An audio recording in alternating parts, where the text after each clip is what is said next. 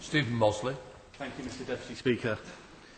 For the families of all those who tragically lost their lives on the 15th of April 1989, and all those still traumatised by the events that unfolded before them that day, today is another milestone in their arduous pursuit of justice. I would like to commend the solidarity shown by all who have enabled this debate to take place. Their quest for truth is one that must not be hindered any longer. As a Member of Parliament for the City of Chester, a city with close ties to our neighbours on Merseyside, I am grateful to have the opportunity to speak today on behalf of the residents of my constituency whose lives were irreversibly changed by the tragic events that took place in Sheffield 22 years ago. There were many people from Chester at Hillsborough and many heartbreaking stories and memories of that day. One of those stories is that of the Rogers family. 17-year-old Henry Rogers and his 19-year-old brother Adam were both at Hillsborough. Henry died in the disaster, and Adam, who survived the crush, died just 6 months later after falling into a hyperglycemic coma as a result of diabetes.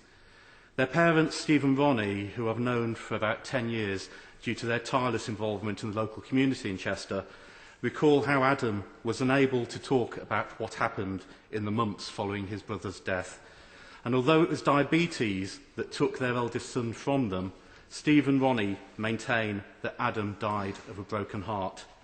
For the Rogers family, who are members of the Hillsborough Family Support Group, and the hundreds more affected by Hillsborough, questions surrounding the deaths of their loved ones have remained unanswered for 22 years. A second constituent who lost her 15-year-old son, Kevin, is Mrs Anne Williams, who is watching this debate from the gallery today. Mrs Williams has campaigned tirelessly to discover the truth surrounding her son's death and is patron of the Hope for Hillsborough charity and campaign group. Like many others, Mrs Williams' campaigns have centred on the decision taken by the coroner, Dr Stephen Popper, to pronounce that all the victims of the disaster had died by 3:15 from compressive asphyxia. However, witness statements at the time highlighted that Kevin was still showing signs of life at 5 to 4, calling out for his mother. Many families of the victims are still angry at the 3:15 cut-off point, which meant that the inquest was unable to consider the response of the police and the other emergency services after that time. Having had 3 requests to the Attorney-General for a new inquest into Kevin's death refused, Mrs Williams submitted her case to the European Court of Human Rights. But this attempt was scuppered by the court in 2009, which declared that her application should have been lodged within 6 months of Lord Justice Stuart Smith's scrutiny in 1997. Like so many others, Mrs Williams hopes that the release of the papers will cast new light on the events that truly occurred before, during and after Kevin's death. Mr Deputy Speaker, this is not the first time that Kevin Williams has been mentioned in this House. An adjournment debate entitled simply Kevin Williams was held on the 26th of October 1994. In that debate, the former member for Crosby, Sir Malcolm Thornton, said, and I quote from Hansard, "It was inevitable that judgments would be made on the spot, which perhaps, with the benefit of hindsight and of considering the matter after some years had passed, should not and certainly would not have been made. But what is there to hide?" Mr Deputy Speaker, 17 years after Sir Malcolm asked that question and 22 years after Kevin's death, we still do not know that answer. What is there to hide? It is now time for that question to be answered.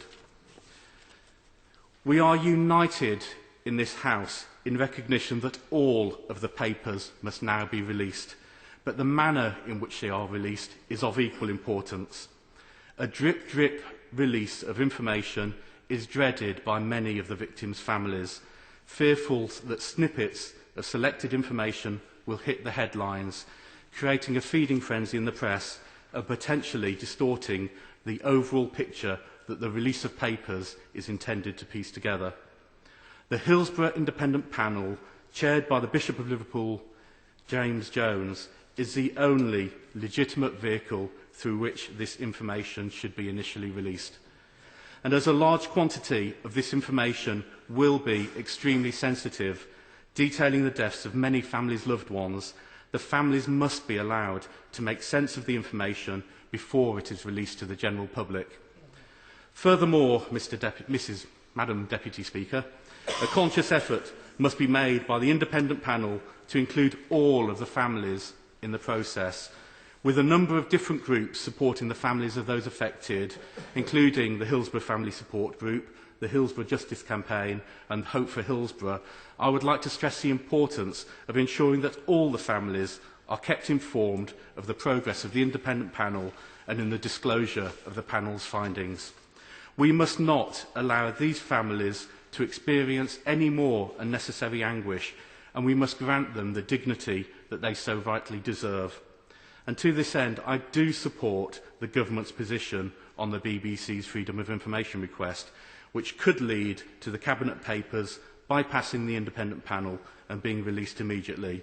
The BBC submitted the FOI request with the best of intentions, but now that the Cabinet Office has recognised the overriding public interest in releasing all of the papers to the panel, the BBC should recognise that their FOI request has achieved its objective and the documents should only be released through the independent panel.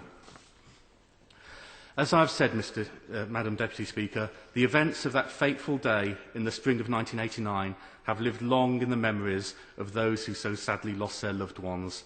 They will never be forgotten.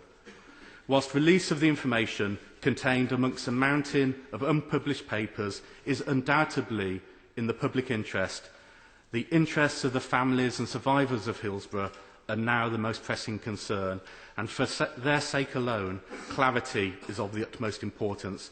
And I believe that this can only be achieved by allowing the Hillsborough Independent Panel to conduct its investigation.